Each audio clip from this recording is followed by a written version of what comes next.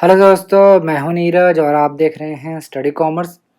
और आज हम इस वीडियो में सैम्पलिंग और उसके टेक्निक के बारे में पढ़ने वाले हैं। अगर आप नेट की तैयारी सिस्टमैटिक ढंग से करना चाहते हैं तो विजिट आवर वेबसाइट studycommerce.net। यहाँ पे आपको कई कोर्सेज मिल जाएंगे, क्विजेज मिल जाएगा। यहाँ पे आप सारे चीज़ों को इनरोल कर सकते हैं। इनरोल करने के लिए आपको एक बार रजिस्ट्रेशन करना होगा। रजिस्ट्रेशन करने के बाद आप लॉगिन करके किसी भी कोर्स में इनरोल कर सकते हैं। वेबसाइट का लिंक आपको डिस्क्रिप्शन में मिल जाएगा, तो वहाँ से आप इस वेबसाइट को एक्सप्लोर कर सकते हैं। अगर आप हमारे लेक्चर की पीडीएफ डाउनलोड करना चाहते हैं तो आप पीडीएफ भी डाउनलोड कर सकते हैं एट जस्ट ₹500। अब इस दिए गए नंबर पे हमें पे कर सकते हैं। नंबर है 7317240017। आप हमें फ़ोनपे, गूगल पे या किसी भी यूपीआई के थ्रू पेमेंट कर सकते हैं। इस ₹500 में आपको डेली एमसीक्यूज़ भी प्रोवाइड किया जाएगा ताकि ये आपकी प्रिपरेशन होती रहे। अगर आपको अभी भी कोई डाउट है तो आप इस दिए गए नंबर पे हमें कांटेक्ट कर सकते हैं। इस वीडियो में मैं आपको सैम्पलिंग और उसके टेक्निक के बारे में बताने वाला हूँ। तो सबसे पहले मैं आपको बताऊंगा सैम्पल क्या होता है। उसके बाद मैं आपको सैम्पलिंग बताऊंगा कि सैम्पलिंग क्या होता है। और एंड में मैं आपको सैम्पलिंग टेक्निक के बारे में बताऊंगा, जिसे हम सैम्पलिंग मेथड भी कहते हैं। तो सबसे पहले बात करते हैं सैम्पल क्या होता है। हम सभी जो इंडियंस हैं, हम सबकी एक टेंडेंसी होती है कि जब भी हम कुछ परचेस करना चाहते हैं तो हम उसे एक टेस्ट करना चाहते हैं पहले कि वो कैसा है। फॉर एग्जांपल, अगर आपने कभी भी मूंगफली परचेस किया होगा तो आप परचेस करने से पहले आपने एक सैंपल लिया होगा, आपने एक एलिमेंट को निकाल लिया होगा और उसको खा के टेस्ट किया होगा कि कैसा है। अगर वो आपको अच्छा लगा होगा तो आपने 1 किलो 2 किलो या जितना भी आपका मन हो, आपने वो मूंगफली परचेस किया हो। इसी तरीके से अगर हमें कोई भी चीज़ पसंद आती है, फॉर एग्जांपल मिठाई अगर आपको परचेस करना है तो आप एक पीस जो है परचेस करके खा के देख लेते हो कि वो कैसा है। और अगर मैं घर की बात करूं तो घर में जब आपकी मम्मी कुक करती हैं, फॉर एग्जांपल आपकी मम्मी जो आलू है वो बॉयल करती हैं, तो आलू पका है या नहीं पका है इसको देखने के लिए वो क्या करती हैं कि जितना भी उन्होंने आलू बॉयल करने के लिए रखा है उसमें से एक आलू निकाल लेती हैं और उसको टेस्ट करती हैं कि वो आलू पका है या नहीं पका। अगर वो पका है तो वो ये एज्यूम कर लेती हैं कि बाकी आलू भी पक गया होगा। इसी तरीके से चावल के केस में भी है। मम्मी लोग क्या करती हैं कि चावल जब डालती हैं तो उसको टेस्ट करने के लिए कि चावल पका है या नहीं पका है, थोड़ा चावल निकाल के टेस्ट कर लेती हैं। तो यही सैंपल होता है लेमन लैंग्वेज में। तो सैंपल क्या होता है, जब हम एक लार्ज पॉपुलेशन में से कुछ एलिमेंट को निकाल लेते हैं तो उसे हम सैंपल कहते हैं।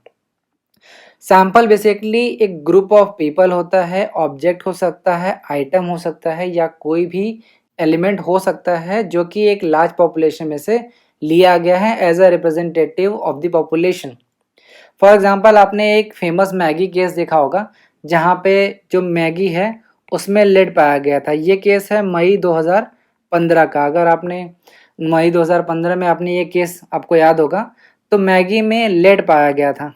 तो कंपनी जो नेस्ले थी जिसने मैगी बनाया था, उसने क्या किया, सारे पॉपुलेशन को यानी सारे मैगी को नहीं टेस्ट किया।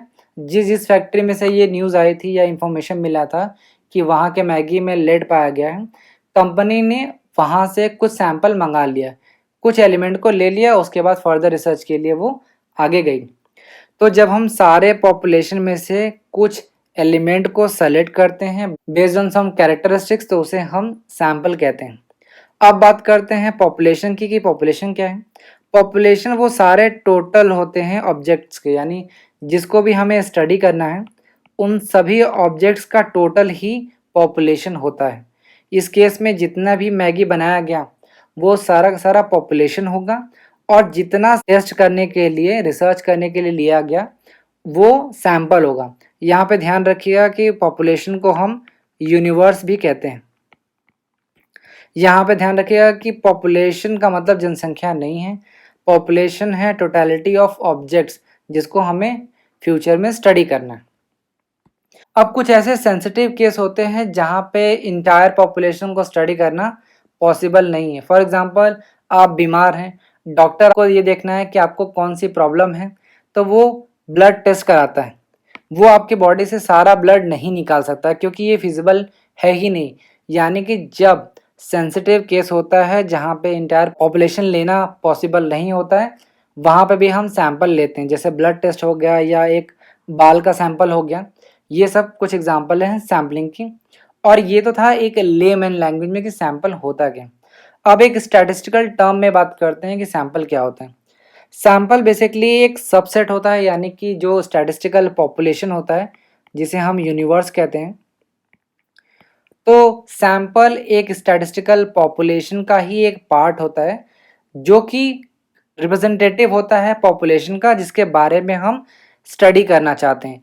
फॉर एग्जांपल अगर हमें ये देखना है कि इंडिया में जितने भी बच्चे हैं उन पे जो भी टीवी एडवर्टीजमेंट है, यानी कि जो टीवी पे ऐड आते हैं, उनका क्या इम्पैक्ट पड़ता है इंडियन बच्चों में।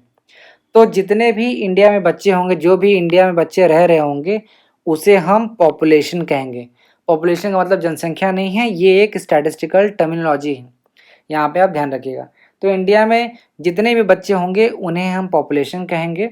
और सपोज कर लेते हैं कि हम पूरे इंडिया का जो डेटा है बच्चों का वो नहीं ले रहे हैं, क्योंकि बहुत ही टाइम कंज्यूमिंग है और उसमें बहुत सारा समय, पैसा, आपका एनर्जी वेस्ट हो जाएगा। तो फॉर एग्जांपल हम यूपी के बच्चों का ही डेटा ले लेते हैं कि उन बच्चों पे टीवी एडवर्टीजमेंट का क्या इम्पैक्ट पड़ता है। तो जब हम यूपी के बच्चों का डेटा लेंगे तो इसे हम सैंपल कहते हैं।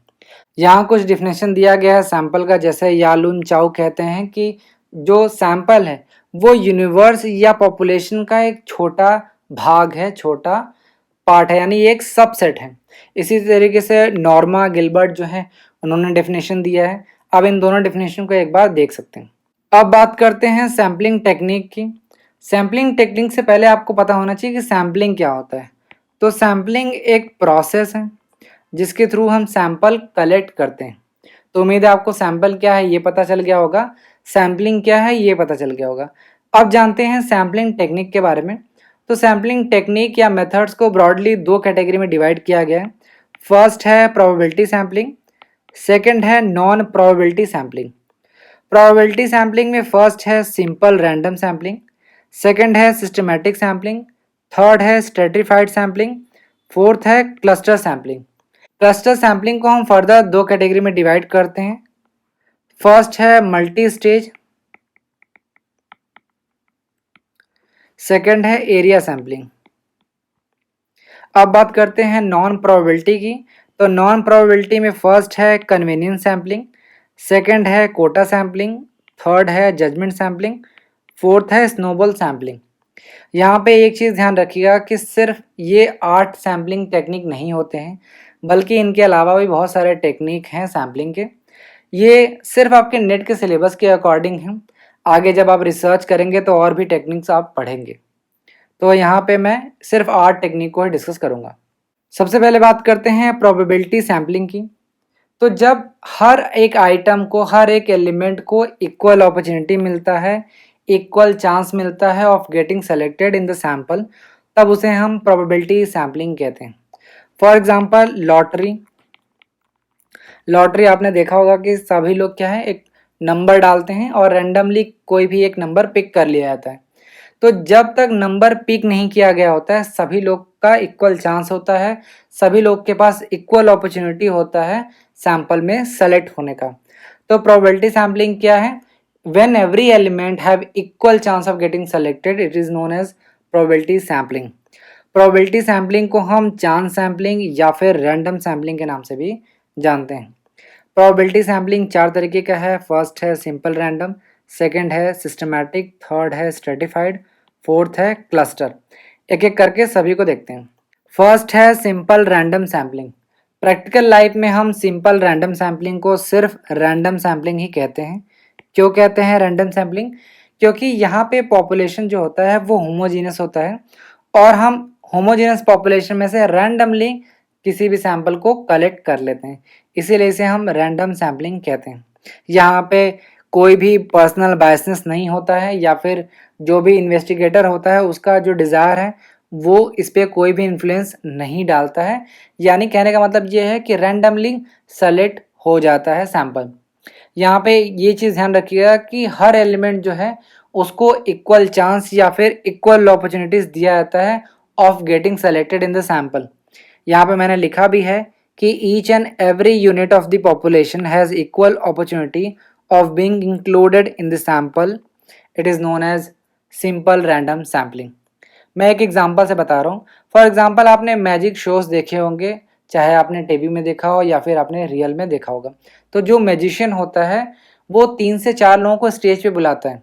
तो वो रैंडमली बुलाता है, यानी सारे लोग बैठे होते हैं नीचे और रैंडमली वो 3 से 4 लोगों को स्टेज पे बुला देता है। ये एक क्लासिकल एग्जांपल है सिंपल रैंडम सैम्पलिंग का। अब यहाँ पे देखिए 12 स्टूडेंट हैं, यानी 1 से 12 रोल नंबर तक के सभी स्टूडेंट हैं। यहाँ पे होमोजेनिटी क्या है? होमोजेनिटी ये है कि सभी स्टूडेंट हैं। यहाँ पे ध्यान रखिएगा कि जो होमोजेनिटी है वो एज के बेसिस पे भी हो सकता है, सेक्स, इनकम या किसी भी बेसिस पे होमोजेनिटी हो सकती है। होमोजीनस पॉपुलेशन का मतलब है सेम, यानी सारे पॉपुलेशन की सेम कैरेक्टरिस्टिक्स हों, और हेटेरोजीनस का मतलब है कि वो सेम नहीं है। यहाँ पे आप देख रहे हैं कि 12 स्टूडेंट हैं, तो सभी के सभी स्टूडेंट हैं, तो ये एक होमोजीनस पॉपुलेशन हो जाएगा। अब मैंने रैंडमली 1 से 12 रोल नंबर तक के जो बच्चे हैं रैंडमली 4 बच्चों को सेलेक्ट कर लिया। फॉर एग्जांपल मैंने रोल नंबर 2 बच्चों को सेलेक्ट कर लिया, 5th को सेलेक्ट कर लिया, 8 को सेलेक्ट कर लिया और रोल नंबर 10 के जो बच्चा था उसको सेलेक्ट कर लिया रैंडमली, बिना किसी सोच विचार के मैंने रैंडमली ऐसे ही सेलेक्ट कर लिया। तो इसे हम सिंपल रैंडम सैम्पलिंग कहेंगे। नेक्स्ट है सिस्टमैटिक सैम्पलिंग। जैसा नाम से ही पता चल रहा है कि यहाँ पे हम सैंपल तो रैंडम सेलेक्ट करते हैं लेकिन एक क्विक सिस्टम बना देते हैं, यानी एक फिक्स्ड इंटरवल या इक्वल इंटरवल्स बना देते हैं। फॉर एग्जांपल हमने एक सिस्टम बना लिया कि हर तीसरा जो बच्चा होगा उसे हम सेलेक्ट करेंगे। तो मैंने कोई भी एक बच्चा रैंडमली सेलेक्ट कर लिया। फॉर एग्जांपल यहाँ पे भी फिर से 1 से 12 रोल नंबर के बच्चे हैं, 12 बच्चे स्टूडेंट हैं आपके सामने, और रैंडमली आपने रोल नंबर 2 जो बच्चा था इसको सेलेक्ट कर लिया। अब यहाँ से आपने एक सिस्टम बना लिया कि every third student will be selected in the sample. तो यहाँ पे देखिए हर तीसरा बच्चा सेलेक्ट हो रहा है, 5th, 8 और 11, रोल नंबर 11 और 8 और 5, ये आप सिस्टम के थ्रू सेलेक्ट कर रहे हो। तो सिस्टमैटिक रैंडम सैम्पलिंग में आप ध्यान रखिएगा कि कोई भी एक सिस्टम बना दिया जाता है, यानी एक फिक्स्ड इंटरवल या इक्वल इंटरवल बना दिया जाता है, और सबसे पहले आप कोई भी एक सैंपल को रैंडमली सेलेक्ट कर लेते हैं, उसके बाद एक फिक्स्ड सिस्टम को फॉलो करते हो। तो इसे हम सिस्टमैटिक सैम्पलिंग कहते हैं। थर्ड है स्ट्रेटिफाइड रैंडम सैम्पलिंग। जब हमारे पास पॉपुलेशन जो है वो हेटेरोजीनस होती है, ध्यान में रखिएगा कि पॉपुलेशन जब हेटेरोजीनस होती है तो उसे हम होमोजीनस ग्रुप में डिवाइड करते हैं। तो जब हम पॉपुलेशन को होमोजीनस ग्रुप में डिवाइड करते हैं तो इसे हम स्ट्राटा कहते हैं। स्ट्राटा क्या होता है? एक होमोजीनस ग्रुप होता है। फॉर एग्जांपल यहाँ पे आप देखिए कि अलग अलग कलर के यहाँ पे बच्चे दिख रहे हैं आपको, वाइट, ब्लैक, ग्रे दिख रहे हैं। तो हम क्या करेंगे, इसको होमोजीनस ग्रुप में डिवाइड करेंगे जिसे हम स्ट्राटा कहते हैं। यहाँ पे देखो सब के सब वाइट हैं, यहाँ पे सब के सब ब्लैक हैं, यहाँ कलर नहीं है, ये कोड मान लेता हूँ मैं। तो यहाँ पे जो वाइट कलर हैं ये इनको हम स्ट्राटा कहेंगे क्योंकि ये एक होमोजीनस ग्रुप है। अब इस होमोजेनस ग्रुप से हम रैंडमली किसी बच्चे को सेलेक्ट कर लेंगे। फॉर एग्जांपल मैंने इस ग्रुप से एक स्टार्टर से यहाँ पे रोल नंबर जो 10 था, रोल नंबर था 10th रोल नंबर का जो बच्चा है उसको सेलेक्ट कर लिया। सेकेंड वाले स्टार्टर में मैंने क्या किया, रोल नंबर 2 वाले बच्चे को सेलेक्ट कर लिया, और जो थर्ड स्टार्टर था उसमें मैंने रोल नंबर 8 को सेलेक्ट कर लिया, और फोर्थ वाले में मैंने क्या किया, रोल नंबर 5 वाले बच्चे को सेलेक्ट कर लिया। स्ट्रेटिफाइड रैंडम सैम्पलिंग में आप ध्यान रखिएगा कि जो ग्रुप है वो होमोजीनस होगा, ये बहुत इंपॉर्टेंट है आपके लिए। स्ट्रेटिफाइड में स्ट्राटा का मतलब ही होता है होमोजीनस ग्रुप, यानी ऐसा ग्रुप जिसकी कैरेक्टरिस्टिक्स सेम हो, ये चीज़ आप ध्यान रखिएगा। और ग्रुप में डिवाइड करने के बाद हम रैंडमली सेलेक्ट कर लेंगे सैंपल को, तो इसे हम स्ट्रेटिफाइड रैंडम सैम्पलिंग कहते हैं। नेक्स्ट है क्लस्टर सैम्पलिंग। क्लस्टर सैम्पलिंग में आपको सबसे पहले क्लस्टर पता होना चाहिए कि क्लस्टर क्या है। क्लस्टर का मतलब होता है झुंड या भीड़। भीड़ में आप देखते हैं कि छोटे बच्चे भी होते हैं, बड़े भी होते हैं, मेल भी है, फीमेल भी हैं। कहने का मतलब है कि उसमें सेम कैरेक्टरिस्टिक्स नहीं पाया जाता। तो क्लस्टर में क्या होता है, जब हम पॉपुलेशन को जब हम हेट्रोजीनस कैरेक्टरिस्टिक्स के बेसिस पे डिवाइड कर देते हैं तो इसे हम क्लस्टर कहते हैं। फॉर एग्जांपल यहाँ पे देखिए आप पॉपुलेशन देख रहे हैं, यहाँ पे अलग अलग तरीके के लोग हैं, और इस पॉपुलेशन में से हम क्या करेंगे, क्लस्टर बनाएंगे, यानी हेट्रोजीनस। हेट्रोजीनस का मतलब है कि ऐसे ग्रुप जिसमें सेम कैरेक्टरिस्टिक्स ना हो। यहाँ पे आप देख रहे हैं ग्रे है तो यहाँ पे ब्लैक है, यहाँ पे ब्लैक है तो यहाँ पे वाइट है, यहाँ पे ग्रुप की कैरेक्टरिस्टिक्स सेम नहीं होती हैं। तो जब हम पॉपुलेशन को डिवाइड करते हैं इनटू सब population randomly without any basis और कैरेक्टरिस्टिक्स, तो उसे हम क्लस्टर कहते हैं। और इन क्लस्टर में से जब हम एक सैंपल सेलेक्ट कर लेते हैं रैंडमली, तो इसे हम क्लस्टर सैम्पलिंग कहते हैं। फॉर एग्जांपल यहाँ पे मैंने 6 रोल नंबर वाले को सेलेक्ट कर लिया और यहाँ पे मैंने 12 सेलेक्ट कर लिया रैंडमली, तो इसे हम क्लस्टर सैम्पलिंग कहेंगे। यहाँ पे एक कन्फ्यूज़न आता है स्टूडेंट का कि स्ट्रेटिफाइड सैम्पलिंग और क्लस्टर सैम्पलिंग में डिफरेंस क्या है। यहाँ पे देखिएगा कि जो ग्रुप है वो होमोजीनस ग्रुप है, यानी कि सेम कलर का है, यानी सेम कैरेक्टरिस्टिक्स पाए जाते हैं। लेकिन क्लस्टर सैम्पलिंग में आप देखोगे जो ग्रुप है वो होमोजीनस ना होकर हेट्रोजीनस होता है, यानी कि सेम कैरेक्टरिस्टिक्स का नहीं होता है। तो ये डिफरेंस आपको पता होना चाहिए इन दोनों में। अब क्लस्टर सैम्पलिंग को फर्दर 2 कैटेगरी में डिवाइड किया जा सकता है। फर्स्ट है मल्टी स्टेज सैम्पलिंग, सेकेंड है एरिया सैम्पलिंग। एक एक करके देखते हैं। सबसे पहले बात करते हैं मल्टी स्टेज सैम्पलिंग। जैसे नाम से ही आपको पता चल रहा है कि यहाँ पे सैंपल लेने के लिए हमें डिफरेंट स्टेजेस का इस्तेमाल करना होगा, और जैसे जैसे स्टेज में हम आगे जाते रहेंगे पॉपुलेशन की जो साइज है वो छोटी होती जाएगी। फॉर एग्जांपल हमें ये देखना है कि यूपी में जो भी डिग्री कॉलेज हैं उनमें से हमें 1000 स्टूडेंट का सैंपल लेना है। तो सबसे पहले हम क्या करेंगे, फर्स्ट स्टेज में हम जो भी यूपी में यूनिवर्सिटीज़ होंगी उनको हम रैंडमली सेलेक्ट कर लेंगे। सेकेंड स्टेज में हम क्या करेंगे कि जो यूनिवर्सिटीज़ में जो डिग्री कॉलेजेस होंगे उनको भी हम रैंडमली सेलेक्ट कर लेंगे, और उनमें से कोई एक डिग्री कॉलेज को सेलेक्ट करने के बाद हम क्या करेंगे, रैंडमली 1000 बच्चों को वहाँ पे हम सेलेक्ट कर लेंगे। तो बेसिकली जब हम अलग अलग डिफरेंट स्टेजेस का इस्तेमाल करते हैं सैंपल को लेने के लिए, तब उसे हम मल्टी स्टेज सैम्पलिंग कहते हैं। नेक्स्ट है एरिया सैम्पलिंग। जब हम जोग्राफिकल बेसिस पे सैंपल लेते हैं तो उसे हम एरिया सैम्पलिंग कहते हैं। इसमें हम सैंपल को सेलेक्ट करने के लिए मैप्स का इस्तेमाल करते हैं। फॉर एग्जांपल जब हम एक लार्ज एरिया को छोटे छोटे स्मॉल एरिया में डिवाइड कर देते हैं तो वहाँ पे हम एरिया सैम्पलिंग इस्तेमाल करते हैं। फॉर एग्जांपल अगर मैं यूपी को उसके जितने भी डिस्ट्रिक्ट हैं उनके बेसिस पे डिवाइड कर दूं और उसके बाद रैंडमली मैं सैंपल को सेलेक्ट करूं, तो इसे हम एरिया सैंपल कहते हैं। अब बात करते हैं नॉन प्रोबेबिलिटी सैम्पलिंग की। मैंने आपको प्रोबेबिलिटी सैम्पलिंग में बताया था कि every element has equal chance of getting selected in the sample, यानी हर एलिमेंट को इक्वल अपॉर्चुनिटी दिया जाता है सैंपल में सेलेक्ट होने का। नॉन प्रोबेबिलिटी में क्या होता है, इक्वल अपॉर्चुनिटी नहीं मिलता है, तो इसे हम नॉन प्रोबेबिलिटी सैम्पलिंग कहते हैं, या फिर इसे हम नॉन रैंडम सैम्पलिंग कहते हैं।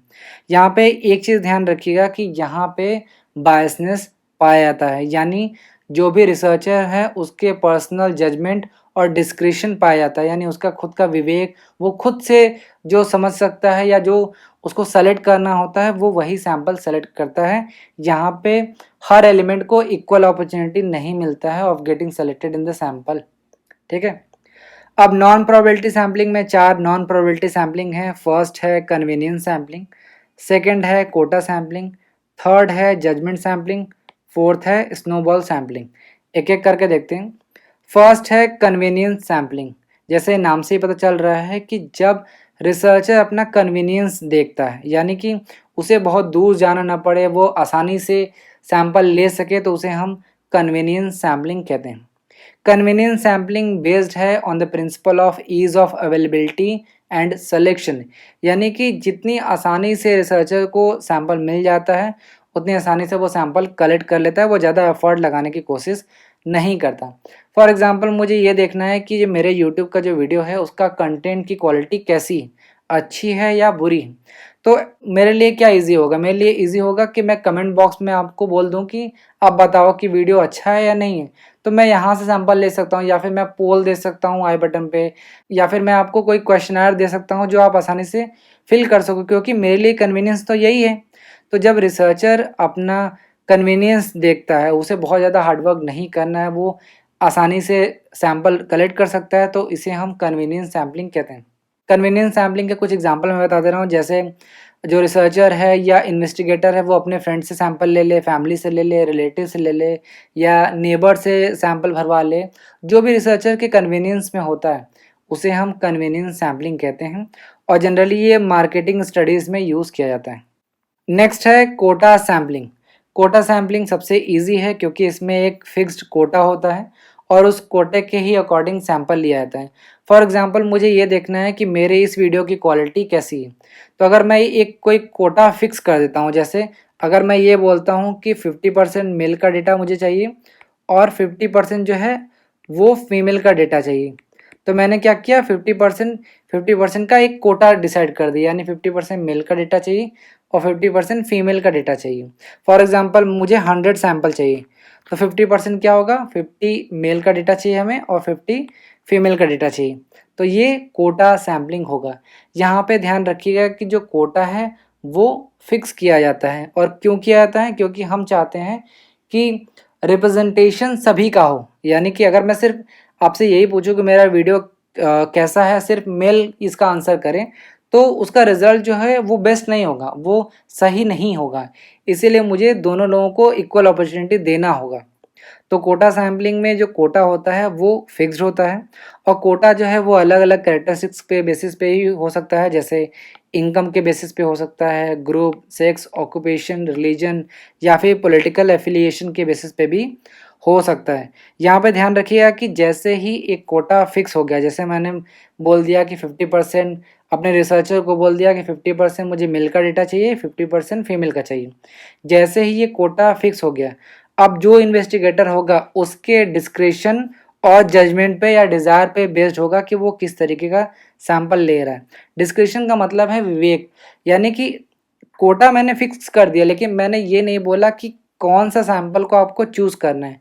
ये सैंपल चूज़ करने का जो डिसीजन होगा वो इन्वेस्टिगेटर या रिसर्चर का होगा। यहाँ पे ध्यान रखिएगा कि यहाँ पे रैंडम सैम्पलिंग नहीं होता, क्योंकि यहाँ पे बायसनेस पाया जाता है, यहाँ पे बायसनेस पाया जाता है। जो रिसर्चर होता है वो अपने पसंद से ही सैंपल कलेक्ट करता है। एक एग्जांपल मैंने दिया है, फॉर एग्जांपल मुझे ये देखना है कि इलेक्शन में कौन सी पार्टी जीत रही है, तो हमें वोटर का ओपिनियन देखना है। तो मैंने क्या किया कि 10 इन्वेस्टिगेटर को अपॉइंट किया एक सिटी को, मान लीजिए सिटी का नाम हम वाराणसी डाल देते हैं। मान लेते हैं कि वाराणसी में इलेक्शन हो रहे हैं और वाराणसी के जो 10 एरियाज़, जो 10 फेमस एरियाज़ हैं, वहाँ पे मैंने 10 इन्वेस्टिगेटर को भेज दिया और मैंने सबके लिए एक कोटा फिक्स कर दिया। जैसे मैंने बोला कि कम से कम आप लोगों को 20 लोगों का इंटरव्यू करना ही होगा और 10 उसमें से मेल होंगे और 10 फीमेल होने चाहिए, और उसके बाद जो रिसर्चर है वो अपने जजमेंट और डिस्क्रिशन के बेसिस पे सैंपल को सेलेक्ट कर सकता है। तो इसे हम कोटा सैम्पलिंग कहेंगे। नेक्स्ट है जजमेंट सैम्पलिंग। जैसे नाम से ही पता चल रहा है कि जजमेंट सैम्पलिंग में जो रिसर्चर है वो अपना जजमेंट यूज़ करता है, यानी अपने खुद का जजमेंट और डिस्क्रिशन यूज़ करता है, तो इसे हम जजमेंट सैम्पलिंग कहते हैं। यहाँ पे ध्यान रखिएगा कि जजमेंट सैम्पलिंग को हम पर्पोजिव या डेलिब्रेट सैम्पलिंग के नाम से भी जानते हैं।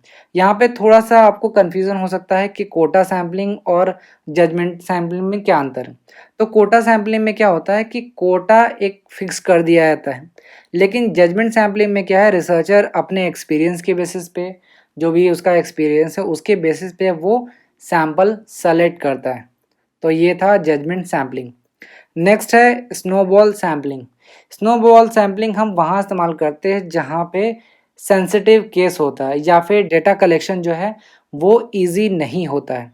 जब भी सेंसिटिव केस होता है वहाँ पे हम स्नोबॉल सैम्पलिंग इस्तेमाल करते हैं। फॉर एग्जांपल ड्रग एडिक्ट्स, जो ड्रग एडिक्ट्स होते हैं वहाँ पे, या फिर एचआईवी या एड्स पेशेंट हैं, इनका अगर हमें सैंपल लेना तो यहाँ पे हम स्नोबॉल सैम्पलिंग इस्तेमाल करते हैं।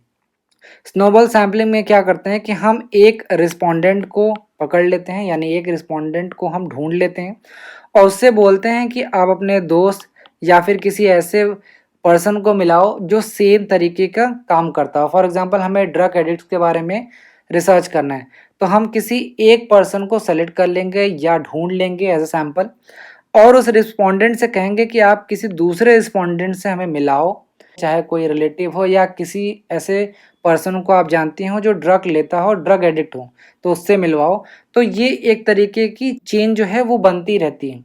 तो जिस तरीके से आप एक स्नो को फेंकते हो तो वो रोल होते हुए अपने साथ मिट्टी बर्फ को लेते आगे बढ़ जाती हैं, उसी तरीके से स्नोबॉल सैम्पलिंग में हम क्या करते हैं कि एक रिस्पोंडेंट को पकड़ लेते हैं और उसको बोलते हैं कि आप दूसरे रिस्पोंडेंट के पास हमें लेके चलो।